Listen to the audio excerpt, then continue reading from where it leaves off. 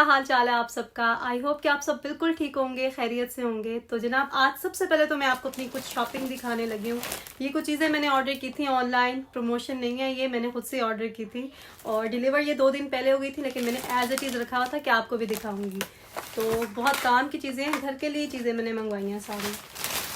میرے پاس جو spice jars ہیں نا کچن میں، ان کی کوالٹی اتنی خراب تھی. حالانکہ میں کے مارٹ سے لائی تھی پاکستان سے، لیکن پتہ نہیں بہت ہی جلدی خراب ہو گئے وہ، اور دوسرا کنوینئنٹ بھی نہیں لگے مجھے اتنے. تو یہ میں نے سیزننگ باکس منگوائے ہیں، بہت اچھے لگے ہیں یہ مجھے. یہ دیکھیں گے 4 ہیں اور یہ ایک ہی ٹرے میں آپ سارے رکھ سکتے ہیں، نکال بھی سکتے ہیں. تو ان میں اپنے مین اسپائسز رکھوں گی، اور اس کے علاوہ میں سوچ رہی ہوں اسی طرح کا ایک اور بھی منگوا لوں تاکہ سارے جو ہے نا اسپائسز وہ آ جائیں اس میں.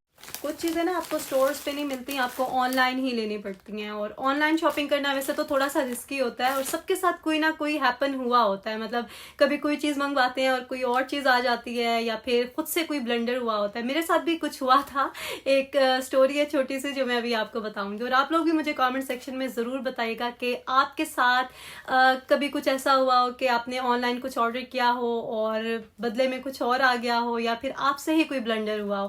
تو ضرور اپنی سٹوری شیئر کیجیے گا کامنٹ سیکشن میں. یہ میں نے مائکرو فائبر کلاتھ لیے تھے کلیننگ کے لیے، اور یہ $3-4 میں ہی دیکھیں کتنے سارے آ گئے ہیں. ورنہ سٹورز پہ جا کے اگر لو تو $3-4 میں 3-4 ہی آتے ہیں. یہ ایک آرگنائزر منگوایا میں نے اپنی کلازٹ کے لیے. میری کلازٹ میں نا اتنا سامان ہے، چیزیں جو ہے نا وہ جتنی بھی میں سمیٹ کے رکھوں نا پھر بھی مجھے ٹائم پہ ملتی ہی نہیں ہے. تو اس بار تو میں نے سوچا ایسی سیٹنگ کروں گی کہ جو بھی چیز مجھے چاہیے ہوگی نا وہ فوراً سے مجھے سامنے مل جائے گی. تو اس کو جو ہے نا پہلے مجھے بنانا پڑے گا، میں بنا کے پھر دکھاتی ہوں آپ کو. یہ میں نے ٹوتھ برشز رکھنے کے لیے نا ایک ہولڈر منگوایا، کیونکہ واش روم میں ہم نے ایسے ہی رکھے ہوتے ہیں برشز، تو کور کر کے ہی رکھنے چاہیے. یہ دیکھیں جی، یہ میں نے سالٹ اینڈ پیپر رکھنے کے لیے منگوایا ہے، اور جیسا یہ پکچر میں لگ رہا تھا شکر ہے ریئل میں بھی ویسے ہی ہے. ورنہ اکثر ایسا ہوتا ہے کہ ہم آن لائن کوئی چیز منگواتے ہیں پسند کر کے، اور جب ریئل میں اس کو دیکھتے ہیں تو وہ ویسی ہوتی ہی نہیں ہے، اور سمجھ نہیں آتی اسے واپس کیسے کریں. ابھی پچھلے دنوں ایک بلنڈر ہوا مجھ سے، میسیز پہ بہت اچھی ڈیل لگی تھی، تو میں نے ڈنر سیٹ آرڈر کیا، اور جب وہ ریسیو ہوا تو مجھے سمجھ نہ آئی کہ یہ میں نے کیا کیا ہے. حالانکہ غلطی میری ہی تھی. وہ جو ڈنر سیٹ تھا نا 16 پیس کا ویسے ہوتا ہے یہاں پہ یوزلی، مجھے لگا 16 پیسز کا ہی ہے، لیکن وہ ایکچولی میں 4 پیسز کا تھا. 1 کپ، 1 پلیٹ، اور 1 ڈنر پلیٹ، 1 بال. اب اس کا میں نے کیا کرنا تھا، تو وہ رکھا ہوا ہے. ابھی کرسمس کے بعد جب سٹورز اوپن ہوں گے تو پھر میں جا کے اسے ریٹرن کروں گی. آج میں نے ساری بیڈ شیٹس کا لوڈ لگایا تھا تو واش ہو گئی ہیں، اب میں نے ڈرائر میں ڈالنے لگی ہوں. ڈیلی ایک لوڈ لگا لو نا تو اچھا رہتا ہے، پھر کپڑے اکٹھے نہیں ہوتے. آج ویسے بھی ہم نے ڈین کلین کرنا ہے، تو سارے جو میلے کپڑے تھے نا میں چاہ رہی ہوں کہ ختم ہو جائیں. یہاں پہ علی بھی آ گیا ہیلپ کروانے کے لیے، اور اس طرح کے کام جو ہے نا علی کے فیوریٹ ہیں. تو 2 دن تک تو یہ بیڈ سے ہی نہیں اٹھا کیونکہ فیور تھا اس کو، لیکن اب شکر ہے کہ علی کی طبیعت ٹھیک ہو گئی ہے اور دوبارہ سے ایکٹیو ہو گیا ہے. یہاں پہ بیڈ شیٹس جو ہیں وہ ڈرائی ہو رہی ہیں، اور واشر میں نے ایک اور لوڈ لگا لیا تھا. ہم سب کے جو کیجول کپڑے تھے نا وہ سب میں نے ڈال دیے تھے. اور ٹائڈ کا یہ سینسٹیو والا ڈٹرجنٹ جو ہے میں یوز کر رہی ہوں. بیڈنگ کے لیے میں نے دوسرا یوز کیا تھا. ابھی جتنے بھی واشرز اور ڈرائرز آ رہے ہیں نا ان میں ملٹی آپشنز ہوتے ہیں، تو جس ٹائپ کے کپڑے ہوں اسی طرح کا سائیکل ہی میں چوز کرتی ہوں. جیسے ریگولر یوز کے جو کپڑے ہوتے ہیں ان کو تو میں نارمل پہ ہی لگاتی ہوں، پاکستانی ڈریسز ہوں تو ڈیلیکیٹ پہ لگاتی ہوں، اور بیڈنگ ہو تو بیڈنگ کی آپشنز ہوتی ہے، ہیوی ڈیوٹی، ہر طرح کے یہاں پہ جو ہے نا آپ کو آپشن مل جاتی ہے. اینی ویز یہاں پہ اب ہم سب لوگ مل کے نا ڈین کلین کر رہے تھے، اور اس بار ہم نے وہ سبھی چیزیں جو اتنے ٹائم سے رکھی ہوئی تھیں کہ شاید یوز ہو جائیں وہ سبھی نکال دی ہیں. کیونکہ ہمارا یہ جو ڈین ہے اس کو ہم نے سٹور روم ہی بنایا ہوا تھا، تو ہر کچھ مہینے کے بعد نا یہ اوور لوڈ ہو جاتا تھا.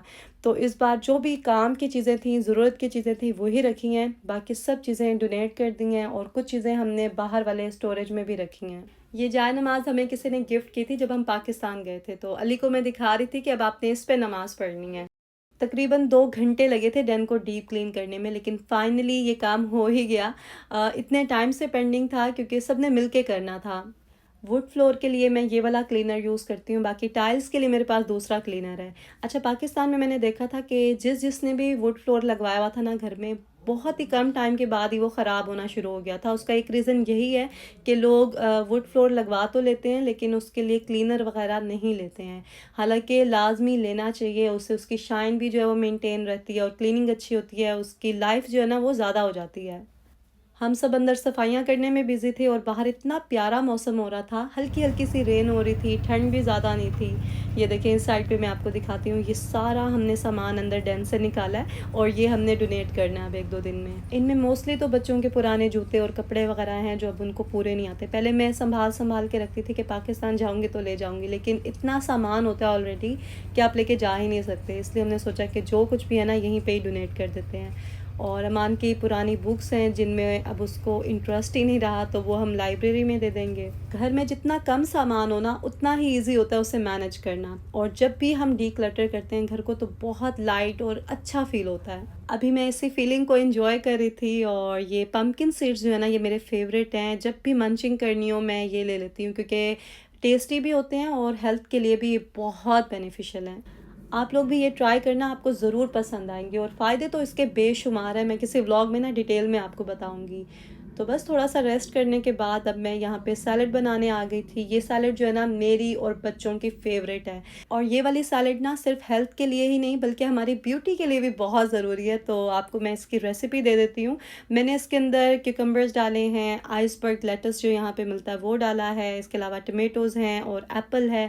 آپ کوئی اور ویجیٹیبلز بھی چاہیں تو اس کے اندر ایڈ کر سکتے ہیں جو بھی سیزنل ہوں یا اویلیبل ہوں. تو اس کے اندر جو مین چیز ہے وہ ہے یہ اسپرنگ مکس سیلڈ، جو کہ والمارٹ سے میں لیتی ہوں یوزلی، اور یہ بہت ہی فریش ہوتی ہے، واشڈ ہوتی ہے، اور اس کے اندر بیبی اسپینچ بھی ہے اور ڈفرینٹ طرح کی اور بھی چیزیں ہیں. آپ کے کنٹری میں جو بھی سیلڈ اویلیبل ہو آپ نے وہ لے کے باریک باریک اس کے اندر کٹ کر لینا ہے. اور سیلڈ جو ہے نا اپنی ڈیلی ڈائٹ میں ضرور ایڈ کیا کریں، کیونکہ سبزیاں جب ہم پکاتے ہیں تو آدھے سے زیادہ غذائیت تو ان کی وہیں پہ ہی ختم ہو جاتی ہے. تو بیسٹ وے ہے کہ آپ اس طرح سے انہیں کنزیوم کریں. اور چک پیز اور ڈفرینٹ طرح کے بینز بوائل کر کے نا انہیں فریز کر لیں چھوٹے چھوٹے پیکٹس بنا کے. میں بھی اسی طرح سے کرتی ہوں، اور جب جو ایڈ کرنا اسے کچھ گھنٹے پہلے نکال کے رکھ لیتی ہوں فریزر سے، اور جب وہ ڈیپ فروسٹ ہو جاتا ہے تو اس کے اندر ایڈ کر دیتی ہوں. اس طرح سے یہ پورا ایک میل بن جاتا ہے، اور جو لوگ ویٹ ریڈیوس کرنا چاہتے ہیں وہ اسے ایز اے میل بھی کھا سکتے ہیں. آپ کو بہت فرق پڑے گا. اب جو لوگ ویٹ گین کرنا چاہتے ہیں وہ اسے سنیکس کے لیے یوز کر سکتے ہیں، لیکن ویٹ ریڈیوس کرنے کے لیے آپ نے پھر یہی سیلڈ ہی کھانی ہے ایک ٹائم میں ایز اے میل. اس میں تھوڑا سا آلیو آئل، لیمن جوس اور ہلکا سا چاٹ مسالہ ایڈ کر کے اس کو مکس کر دیں اور یہ ریڈی ہے. تو ویٹ چاہے ریڈیوس کرنا ہو یا گین کرنا ہو دونوں ہی ہیلتھی وے میں کرنے چاہیے، کیونکہ ہیلتھ جو ہے نا ایک بار خراب ہو جائے تو بہت مشکل سے ہی ٹھیک ہوتی ہے. بس اللہ تعالیٰ ہم سب کو اپنے حفظ و امان میں رکھے اور ہر بیماری سے بچائے. ماں کو تو میں کہتی ہوں کچھ بھی نہ ہو. ابھی 2 دن پہلے مجھے ایک سبسکرائبر نے بتایا نوش کے بارے میں، میں نے جب ویڈیو دیکھی ان کی تو شوق لگا مجھے. بس اللہ تعالیٰ ان کو صحت دے، ہم سب کی دعائیں ان کے ساتھ ہیں. اور آپ لوگ بھی اپنا بہت خیال رکھا کریں اپنی ہیلتھ کا، اور جب بھی کوئی بھی چیز آپ کو ان یوزول سے لگے تو ڈاکٹر کے پاس ضرور جایا کریں، اور کچھ نہیں تو تسلی ہی ہو جائے گی. یہاں پہ اب میں آلو کی پیٹھی بنا رہی ہوں، اور اس کی ریسیپی میں آپ کو جلدی سے دے دیتی ہوں. تو آلو میں نے بوائل کر لیے تھے، اس کے اندر نمک، مرچ، کالی مرچ اور دھنیا، زیرہ اور گرم مسالہ پاؤڈر ڈال کر اس کے اندر لیموں کا رس ایڈ کیا ہے. اور پیاز میں نے بالکل باریک سے کٹ کر کے رکھے تھے، دھنیا بھی کٹ کر کے رکھا تھا، وہ سب ایڈ کر کے اس کو مکس کر لیں گے. ہری مرچیں میں اینڈ میں ڈالتی ہوں. یہ سب مکس کر کے نا تھوڑا سا نکال لیتی ہوں آیتل اور علی کے لیے، اور پھر میں ہری مرچیں ایڈ کرتی ہوں کیونکہ ان کو زیادہ اسپائسی پھر میں نہیں دیتی. یہ دیکھیں ہری مرچیں ایڈ کر کے میں نے اس کو مکس کیا، اور جب ٹیسٹ کیا تو مسالہ تیز تھا، اور تیز ہی ہونا چاہیے مسالہ پیٹھی میں، کیونکہ جب ہم اسے آٹے میں ڈالتے ہیں تو وہ بیلنس ہو جاتا ہے. تو نمک بھی تھوڑا سا زیادہ ہونا چاہیے اور تیکھا ہونا چاہیے. یہاں پہ میں نے سارے پیڑے بنا کے رکھ دیے تھے تاکہ جلدی جلدی سے سب کے پراٹھے بن جائیں. اور جب میں آلو ایڈ کرتی ہوں تو اس کے اوپر میں دیسی گھی لازمی ڈالتی ہوں. اس سے بہت ہی کرسپی اور مزے کا پراٹھا بنتا ہے. بہت سے لوگ نہیں ایڈ کرتے گھی، لیکن آلو کا پراٹھا جب آپ بناتے ہیں تو یہ تو ذہن میں ہوتا ہی ہے کہ کیلریز آپ کے اندر جائیں گی ایکسٹرا. اب اگر کوئی چیز بنا رہے ہیں تو اچھے سے بنا کے اسے انجوائے کریں، اور جو لوگ ویٹ ریڈیوس کریں وہ تو آلو کے پراٹھوں سے بہت دور ہیں کیونکہ یہ ویٹ گین کرتے ہی کرتے ہیں. یہاں پہ میں نے جلدی سے منٹ چٹنی ریڈی کر لی تھی کیونکہ فروزن کیوبز میں نے رکھی ہوئی تھی بنا کے. کچھ کام ایسے ہوتے ہیں جو ایک ہی بار کر لو نا تو بہت آسانی ہو جاتی ہے بعد میں، جیسے لہسن ادرک کا پیسٹ بنا کے رکھ لیں، اس طرح سے منٹ چٹنی اور ڈفرینٹ طرح کی چٹنیوں کی آئس کیوبز بنا لیں. یہ چھوٹے چھوٹے سے کام ہوتے ہیں لیکن جھنجھٹ والے ہوتے ہیں، تو ایک ساتھ جب ہم کر لیتے ہیں نا بہت آسانی ہو جاتی ہے پھر بعد میں۔ اور اس طرح کا میل پریپ میں لازمی کرتی ہوں، ایوری ویک کوئی نہ کوئی ایک چیز بنا کے تو میں فریز کر لیتی ہوں، جیسے کبھی بینز بوائل کر لیے، کبھی کوئی چٹنی بنا کے رکھ لی۔